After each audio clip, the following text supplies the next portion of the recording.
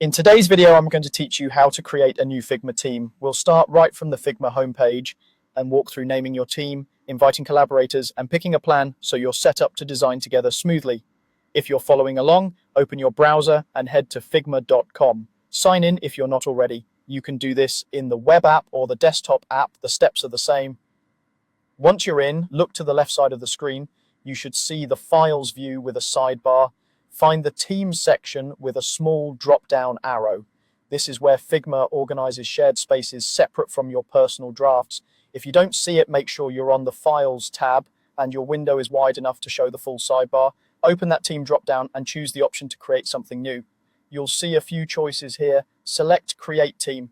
This tells Figma you want a shared workspace for projects, files, and permissions your whole group can access. Next, give your team a clear, memorable name. Think about how people will search for it. Using your company, department, or project name helps. Keep it short and specific, and don't worry, you can always rename it later if your needs change. When you're happy with the name, confirm by clicking Create Team. Figma will now prompt you to add collaborators. Type in the email addresses of the teammates you want to include and assign their roles as viewer or editor based on what they need to do. Viewers can look around and comment. Editors can create and modify files. If you're not ready to invite anyone yet, you can skip this step and invite people later from your team's settings. A quick tip, adding at least one additional editor early helps you share the setup workload.